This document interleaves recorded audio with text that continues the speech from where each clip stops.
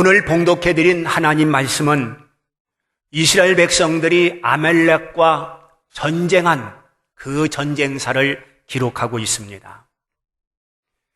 이스라엘과 아말렉이 전쟁을 한다고 하는 것은 이것은 전쟁을 해보나 마나 이스라엘이 패할 것은 뻔한 그런 전쟁입니다. 왜냐하면 이스라엘은 군대도 없고 무기도 없습니다. 훈련도 없는 평범한 사람들입니다. 그런가 하면 지형도 잘 모릅니다.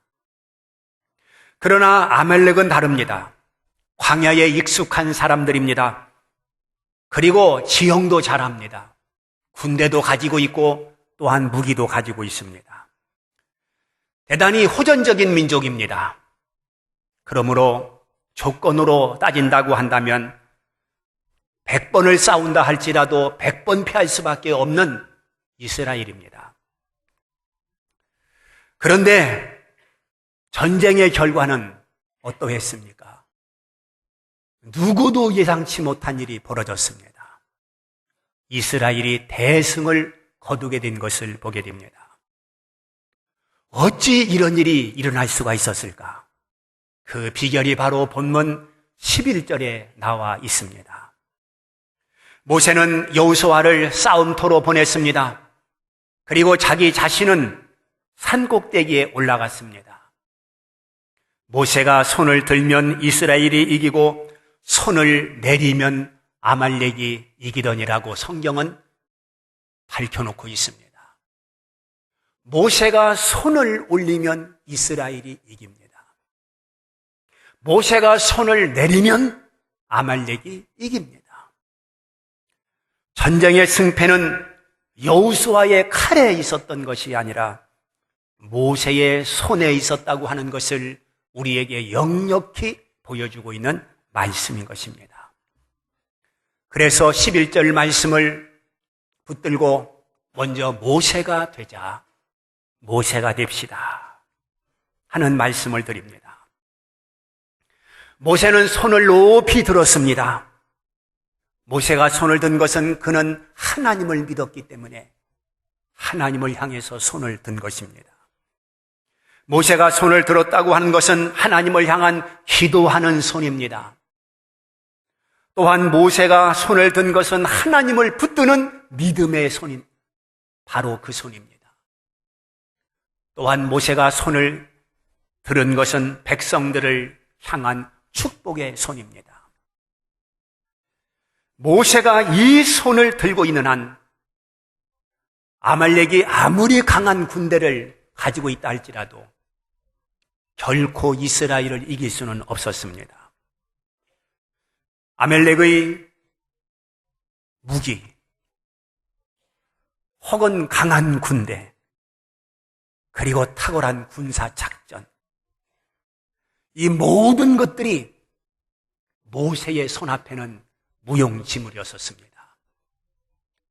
아무리 숫자가 많고 그리고 호전성을 가지고 전쟁에 자신감을 가지고 있었던 아말렉 군대도 모세의 손 앞에는 어쩔 수가 없었다고 하는 것을 보여주고 있습니다.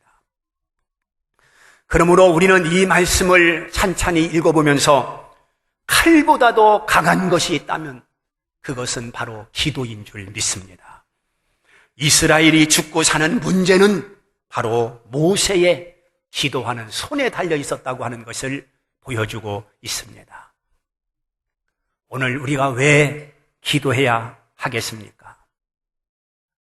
기도할 수밖에 없는 입장과 처지라고 하는 것을 우리는 알아야 합니다. 왜 그렇습니까? 우리의 삶의 현장은 전쟁터를 방불하기 때문에 그렇습니다. 우리의 삶의 현장은 녹록지 않습니다. 직장을 한번 보십시오. 그 직장 생활이라고 하는 곳이 놀고 먹는 곳이 아닙니다. 장기나 두고 바둑이나 두고 시간을 보내는 그런 곳이 아닙니다. 상사의 눈치를 봐야 하고 반드시 성과를 내야 됩니다. 승진에 신경을 써야 됩니다. 그러므로 생존 경쟁입니다. 자기가 살아남기 위해서 몸부림을 쳐야 합니다. 그러니 모두가 스트레스를 받으면서 살아가고 있습니다. 그러므로 아내가 뒤에서 손을 들어야 되는 것입니다. 아내가 손을 들 때 남편이 이길 수가 있는 것입니다. 뒤에서 손을 들어줄 사람이 없다고 한다면 기도 구걸이라도 해야 됩니다. 장로님 기도해 주십시오. 권사님 기도해 주십시오. 목사님 기도해 주십시오. 그것이 여의치 못하다고 한다면 내가 직접 나서야 됩니다. 내가 새벽 제단을 노크해야 됩니다. 내가 새벽을 깨워야 됩니다. 내가 새벽에 무릎을 꿇어야 됩니다. 그래서 이 피 흘리는 전쟁에서 승리할 수가 있고 삶의 현장에서 승리할 수 있기 때문에 그런 것입니다. 학교는 어떻습니까? 학생들이 재미있게 그리고 즐겁게 학교 생활을 하고 있다고 생각하십니까? 그렇지 못한 학생들이 많습니다. 휘바람을 불면서 학교 가는 학생들이 몇 명이나 되겠습니까? 학교 가는 게 지옥이라고 스스럼 없이 말을 하고 있습니다. 그러므로 학교도 전쟁터에 방불합니다. 성적을 올리기 위해서 밤잠을 이루지 못합니다. 그리고 1등 해야 된다고 하는 강박관념 때문에 피땀을 흘리면서 공부에 여념이 없습니다. 상대평가를 한다고 한다면 친구들이 적이 되는 것입니다. 얼마나 학생들이 힘이 들고 얼마나 학생들이 어렵고 고통스러우면 초중고 학생들이 1년에 200명씩이나 자살을 하겠습니까? 이것이 한국의 현실입니다. 이것이 바로 오늘 한국 학교의 실상인 것입니다. 이러니 손을 들지 않을 수가 있겠습니까? 이런 학생들의 배우의 부모들이 기도하지 않고 어떻게 학생들을 학교에 보낼 수가 있겠습니까? 이제 부모가 손을 들어야 할 때입니다. 부모가 자식을 위해서 시험을 봐줄 수도 없고 부모가 자식을 위해서 대신 공부를 해줄 수 있는 것이 아니라면 부모가 할 수 있는 최선의 방법은 여호와 하나님을 향하여 손을 들고 하나님 앞에 부르짖어 기도하는 그 방법 하나밖에는 없는 것입니다. 어쩌면 부모가 학생을 위해서 대신 기도를 해주고 학생을 위해서 그 이름을 불러가면서 눈물로 기도할 때 숙제를 해주는 것보다도 공부를 대신 해주는 것보다도 그것이 훨씬 더 큰 일을 하는 것이고 가치가 있는 것이라고 하는 것을 알아야 될 것입니다. 정말로 내 자식이 사람답게 살기를 원한다면 우리 부모들이 배우에서 자식을 위해서 손을 들어야 합니다. 절대로 기도에 인색해서는 안 됩니다. 기도를 뒤로 밀어놔서는 안 됩니다. 기도가 우선이 돼야 되고 학생들에게 필요한 것이 영양제가 아니고 부모의 기도라고 하는 것을 깨달아야 될 것입니다. 그런데 오늘의 문제는 자녀를 둔 중직자들마저도 하나님을 신뢰하기보다는 학원을 더 믿고 있습니다. 다른 아이들이 학원을 보내면 불안해서 내 자식도 보내야 합니다. 그래야 안심이 됩니다. 기도는 뒷전입니다. 하나님을 의지하는 믿음은 멀리 떠나 있습니다. 하나님보다도 유명 강사를 더 의존합니다. 하나님보다도 유명 강사를 더 믿습니다. 이것이 오늘의 현실입니다. 부모가 고등학교 3학년 학생들에게 무엇을 주문하고 있습니까? 아무리 공부하기 힘들고 어렵지만 그리고 수능이 가까웠지만 너 주일날에는 반드시 하나님 앞에 나가서 예배를 드려야 한다. 그리고 아무리 네가 공부하기에 바쁘지만 하루에 적어도 한 30분 정도는 네가 하나님 앞에 기도를 해야 된다. 이렇게 자식에게 권면하고 신앙으로 이끌려고 하는 부모가 몇 명이나 되겠습니까? 부모들 입에서 무슨 말이 나옵니까? 너 대학에 들어가고 난 다음에 교회를 가도 늦지 않는다. 고등학교 3학년이면 교회보다는 열심히 공부해야 된다. 이런 기가 막힌 말을 믿는 부모들이 자식에게 하고 있다는 사실입니다. 기도할 시간이 있으면 영어 단어 하나라도 외우는 것이 너한테 더 유익하다. 교회는 무슨 교회? 이렇게 하나님을 무시하는 말들을 하고 있습니다. 그러나 사랑하는 성도 여러분, 우리는 생각해 봐야 됩니다. 하나님을 의존하는 것이 더 승리 또한 더 귀한 일인지, 아니면 세속적인 방법으로 세상적인 것을 붙드는 것이 더 유익하고 좋은 일인지 우리가 한번 생각해 봐야 됩니다. 그 다음에 두 번째 말씀을 드리는 것은 12절 말씀을 통해서 아론과 훌이 됩시다라는 것입니다. 모세는 피곤했습니다. 기도하다가 지쳤습니다. 그런데 누군가가 달려와서 기도하는 손을 부추겨주는 사람이 있었으니 바로 아론과 훌이라는 사람이었습니다. 이 말씀을 많은 사람들이 이제 목회자를 협력하고 도와주고 아론과 훌처럼 돼야 된다는 그런 쪽으로 적용해서 말씀을 많이 들었을 것입니다. 물론 그럴 수 있습니다. 그러나 이 말씀은 기도의 협력자가 되라는 말씀으로 우리는 이해를 또 해야 됩니다. 기도는 함께 할 때 역사가 일어납니다. 그래서 주님은 두세 사람이 내 이름으로 모인 곳에 나도 너희와 함께 하리라 이렇게 약속을 하셨고, 120명 성도가 모여서 하나님 앞에 뜨겁게 기도할 때 하늘이 열리고 하늘에서 불이 떨어지고 모든 사람들이 성령이 충만하여 나가 복음을 증거한 사도행전의 역사를 이룬 것을 우리는 기억하고 있습니다. 예수님이 마지막 십자가를 앞에 놓고 겟세마네 동산에서 기도하셨을 때 그 기도는 땀방울이 핏방울이 되는 강렬한 기도를 하셨습니다. 그때에 주님께서는 제자들과 함께 기도하기를 원하셨습니다. 내 마음이 매우 고민하여 죽게 되었으니 너희는 여기 머물러 나와 함께 깨어 있으라 제자들에게 당부한 말입니다.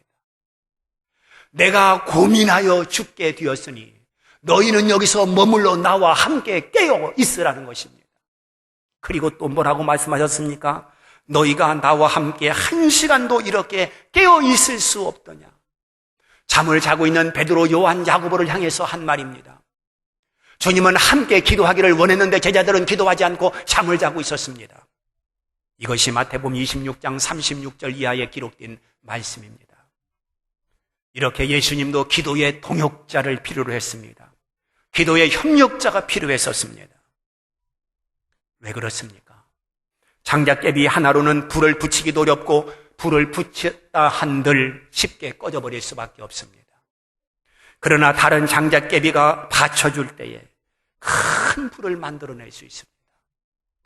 영적인 불도 다르지 않습니다. 그렇기 때문에 함께 연하여 기도하기를 원했던 것입니다. 지금 한국교회가 큰일이 났습니다. 교회들이 위기감을 느끼고 있습니다. 천주교는 한창 뜨고 있는데 개신교는 이제 침체라서 그렇습니까? 그것보다 더 큰 위기가 있습니다. 안티 기독교인들이 사이버 공간을 통해서 무차별 교회에 대한 험한 비난을 퍼붓는 사이버 테러 때문에, 아니, 그것보다 더 큰 위기가 있습니다. 그게 무엇입니까? 60년대 혹은 70년대는 어느 교회나 작년 수보다도 학생 숫자가 많았습니다. 그것이 한국 교회의 미끄럼이 됐고 또한 한국 교회의 부흥의 기폭제가 되었습니다. 작년 숫자보다도 어린 아이들이 많음으로 말미암아 그것이 한국 교회의 미래였었습니다. 그런데 지금은 주일학교가 쇠퇴해가고 학생회가 쇠퇴해가고 있습니다. 꺼져가는 등불이 됐습니다. 그러므로 미래가 보이지 않습니다. 한국 교회가 캄캄할 뿐입니다. 서울에 있는 어떤 노예는 50%가 학생이가 없다는 것입니다. 농촌교회도 아니고 어촌교회도 아닌 서울에 있는 어떤 노예의 50%가 학생이가 없다고 하는 것은 심각한 일입니다. 수원중앙교회 박종신 목사님이 부목사로 있을 때에 학생이가 무려 4,000명 가까이 됐다는 것입니다. 자기는 중학교 2학년을 담임하고 있었는데 자기가 담임하고 있는 학생 숫자가 600명이었다는 거예요. 그런데 지금은 어떠냐? 전체 학생이 300명밖에 안 된다고 그럽니다.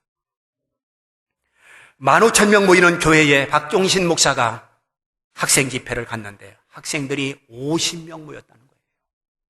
집회가 끝나고 난 다음 몇 달 후에 전화가 왔는데 목사님 집회하고 난 다음에 학생회가 크게 부흥했습니다. 몇 명 모입니까? 75명 모인다고.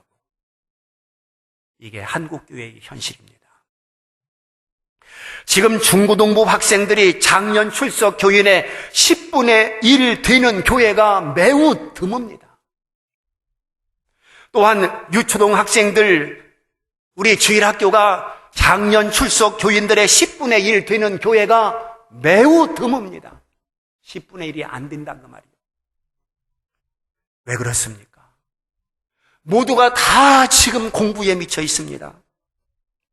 내 자식이 성공하는 길이 학교에서 1등하는 것이 성공하는 길이라고 생각합니다. 내 자식이 출세하는 길이 명문대학을 나와야 출세한다고 생각합니다. 우리가 예수를 믿고 하나님 앞에 바로 선다고 하는 것이 얼마나 중요한 일입니까? 여러분들이 잘 알고 있는 제주도의 김모 검사장, 길거리에서 음란 행위를 했다 해서 뉴스판에 떠들썩한 것을 보고 있습니다. 최종 결론은 한 번이 아니라 5차례 정도 음란 행위를 했다, 이렇게 조사 결과를 발표했습니다. 그 사람도 학교 다닐 때 늘 1등만 했을 것입니다. 그리고 명문대학을 나왔을 것입니다. 그것도 법대를 나왔을 것입니다. 그런데 가장 수치스러운 성도착증 환자입니다.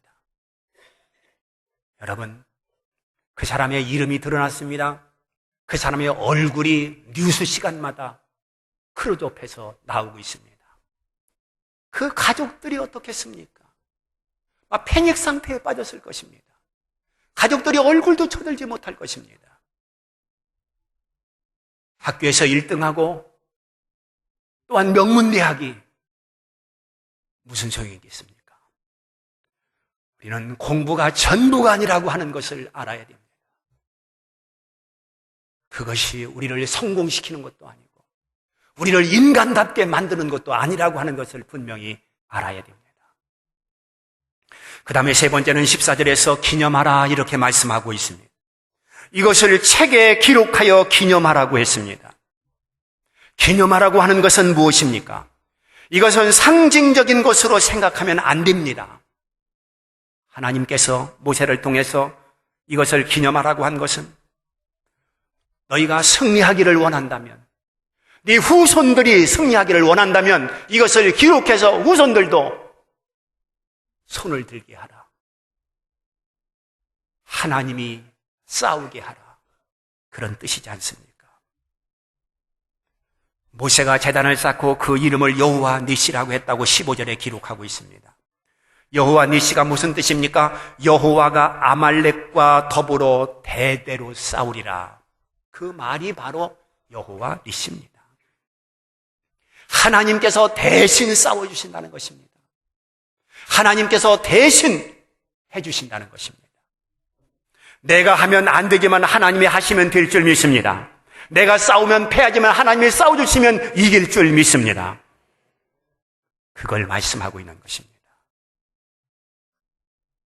나를 대신해서 하나님께서 싸워주시기를 원한다면 모세처럼 손을 들으라는 것입니다.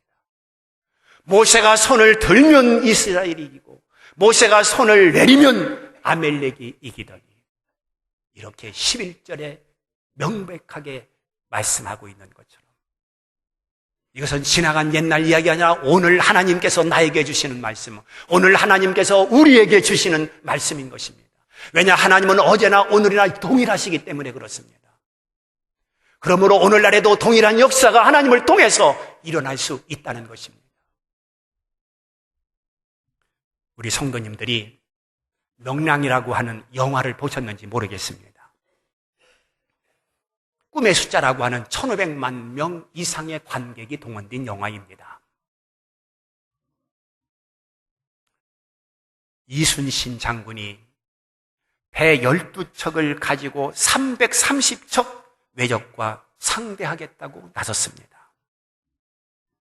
얼마나 무모한 행동입니까?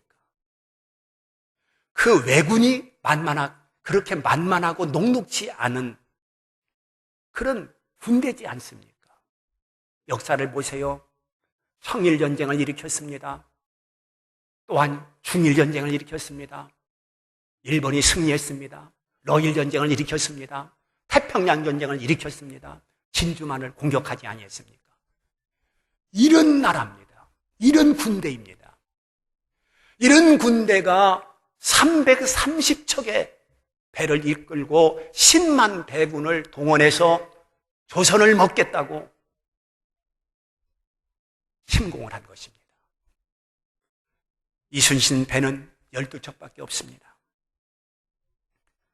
그런데 이순신은 바다를 믿었습니다. 그리고 몇 명 안 되는 부하를 믿었습니다. 그는 이렇게 말합니다. 지금은 너희들이 두려워하고 있지만 반드시 두려움이 용기로 바뀔 것이다. 그러면 이긴다는 것입니다. 그리고 자신을 믿었습니다. 그는 이렇게 말합니다. 살고자 하면 죽을 것이요 죽고자 하면 살 것이다. 마침내 승리를 합니다. 12척으로 330척을 그리고 10만 대군을 물리치는 것입니다. 이건 신화가 아닙니다. 이건 전설이 아닙니다. 이것은 역사입니다. 우리는 전능의 하나님을 믿는 사람입니다. 여러분, 자신을 믿고 부활을 믿어도 이렇게 엄청난 기적을 일으켰다고 한다면, 살아계신 하나님을 내가 믿는 한, 그분을 의지하는 한, 그 이상의 기적이 왜 일어나지 않는다고 말할 수 있겠습니까? 오늘 우리에게 믿음이 없다는 것입니다. 우리는 내 생각, 내 머리를 벗어나지 못하는 내 자신들인 것입니다. 내 생각 이상을 벗어나지 못하는 내 자신인 것입니다. 하나님을 믿는다고 하지만, 그리고 하나님 앞에 기도해놓고 있지만 우리는 여호와 니시를 만들지를 못합니다. 믿음이 없기 때문에 그렇습니다. 이제 오늘 우리는 하나님 앞에 손을 들어야 됩니다. 그래서 여호와 니시를 만들어야 됩니다. 세상이 그렇습니다. 되는 것이 뭐가 있습니까? 제대로 되는 것이 뭐가 있습니까? 여기서 툭 저기서 툭 터지는 것마다 사람들을 패닉 상태에 빠지게 만들고 있지 않습니까? 오로지 우리가 의지할 분은 여호와 하나님 그분밖에 없다고 하는 것을 더욱더 생생하게 절감하고 있지 않습니까? 사랑하는 성도 여러분, 이제는 모세처럼 손을 들 때가 됐습니다. 손을 들고 여호와 니시를 만들어 주의 이름으로 승리하기를 주님의 이름으로 축원합니다.